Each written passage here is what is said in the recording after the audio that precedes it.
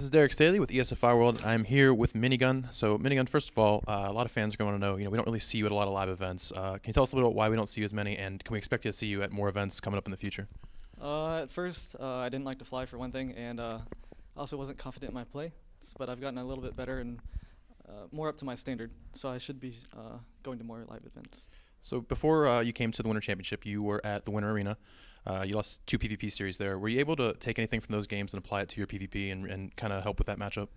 A little bit. PvP is always tricky. You'll never find a Protoss player that likes to play PvP, but for the most part, yeah. So more about the matchups here. Terran players right now are pretty unhappy about PvT. How do you feel about that matchup right now? I love your PvT. Yeah.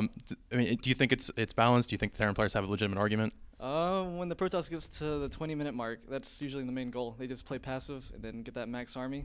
When the battle does happen, if they get 1-2 storms off, they usually win, and they can also insta-warp in at the battle. So it's hard. So how comfortable are you with all 3 of your matchups right now? PvZ and PvT, pretty comfortable. PvP, not so much still.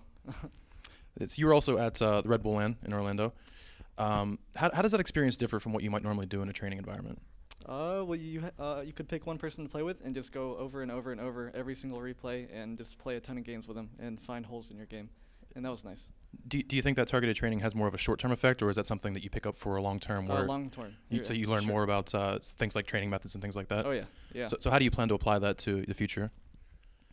Sorry. What do you? Well, I mean, do you plan on kind of taking those same methods and applying them to your normal practice routine, or is it more for of sure. Yeah, with my clanmates. So going back a little bit before picking up StarCraft 2, you actually had an FPS background. Didn't really have much of an RTS background. Is that right? Right. So what led you to decide to pursue StarCraft 2 competitively after coming from an FPS background? Well, I planned to just play it casually, but I found I was pretty decent at it, so I decided to pick it up. Do you need a different mentality when you're trying to play on a high level in an RTS game compared to an FPS? Yeah, your mind has to be a lot more clear, less nervous. Do you have to train differently? Do you practice differently, or is it more of just the same, just a little bit different mentality on it? FPS, usually you start out with the skill you're going to have for the most part, I think. RTS, you got to practice a lot. All right, so let's add a little bit in MLG here. How do you feel about your level of play right now headed into MLG? Pretty good. When you compare it to the top Koreans, maybe not so good, but good enough to beat the foreigners, I think. All right, so open bracket play is underway. Obviously, you're not playing just yet because you're seeded into it. Have you looked at your bracket to see who you might have to play? Yeah, I have. It's either going to be Cats, probably, or Fnatic, Kwai Rice, I think. So how do you feel about those 2 matchups if it comes to that? Oh, my favorite ones. I mean, do you feel confident against those specific players? Yeah, yeah. And how much of an advantage do you think you have just being able to sort of sit back on day one and relax while these guys are all battling? Even if they are pretty easy games for some of these guys, they still have to play a lot of series. Yeah, that and travel. I don't like to travel. It always makes me tired. So having an extra day is nice. So when you get to these players that you do see coming in your bracket, are you going to prepare specifically for them, or are you just going to rely on what you practiced on the way in? Yeah, I will. You prepare specifically for? Yeah. I mean, do you have? I guess when you're watching the bracket now, you have these 2. Are you going to train today for those specific players, or is it more of you have pre-designated builds you're going to kind of think of? I'll probably watch some VODs, study it a little bit. So you haven't really played any games this weekend yet, but you've been in the building, you saw the crowds, everything, and you haven't been to as many live events as a lot of players. Can you describe the atmosphere of MLG as somebody who's coming in as a player, and you have the crowds, the fans, everything like that? Oh, it's awesome. It's a really good experience. Everybody's upbeat, excited. Is it still throw you off a little bit when people autographs and things like that? A little bit, but it's nice. So let's go a little bit into some things that are happening outside of MLG. Obviously, Mike Morheim was in Korea recently talking about StarCraft 2 Pro League coming. How do you feel about the eventual switch of the Brood War teams in Kespa, which seems to be imminent now with Blizzard commenting on StarCraft 2 Pro League is imminent, and how do you think that's going to affect the international scene as well? I'm not too familiar with Kespa. I guess the Brood War teams basically eventually are going to switch, is what they're hinting at right now. Well, since Brood War is so much harder, I assume they're going to do well, but it is a different game, so I guess we'll see. All right, and also in the pretty imminent future is Heart of the Swarm. What do you think needs to be changed in Heart of the Swarm to help make StarCraft 2 more competitive of a game? I know you don't have a Brood War background like a lot of the people who really rag on StarCraft 2 for not being quite as hard of a game, but I mean, is there anything specific that you'd like to see changed to help increase the competitiveness or the skill cap?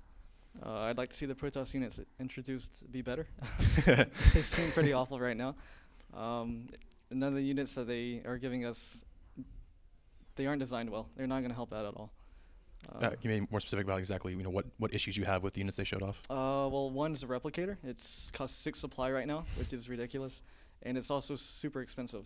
So I don't see why you would ever replicate any unit. The air harass unit, I think it needs to be buffed too. It doesn't seem to do enough. Not enough health on the, I forget what it's called. It's like the force field on the mineral line. And Blizzard also lately has been getting just a little more involved in esports in general. Obviously, in addition to Korea, they've been a little more forthcoming in tournaments. They have Rob Simpson going to events, things like that. Is there anything you'd like to see Blizzard do to take a more active role in the tournament scene and in the international competitive scenes? I have a lot of issues with the interface that they have for StarCraft 2. They need to be showing what tournaments are playing and when, and just link to most of the major websites to help boost the viewer count. I think that would help a lot. Do you think they need to actually be involved in the tournaments themselves, or do you think that MLG, IEM, IPL are doing a pretty good job just as they are? I think they're doing a pretty good job, but it would be nice to have more. All right, so this is obviously the first real major North American tournament, 2012. What are your goals this year as a player? To get a lot better, but I think that's everybody's. But I'd like to win. It doesn't even have to be big, just some tournament. Do you have any plans to travel internationally, Europe or Korea, anything like that? Not specifically, no. It's mostly focusing on the North American tournaments. All right, so I'm assuming we can expect to see you at most of the major North American tournaments this year. Then I hope so. All right, any last shout-outs, words, anything like that? To Complexity, obviously, sponsors. Other than that, no. All right, thank you. Thank you.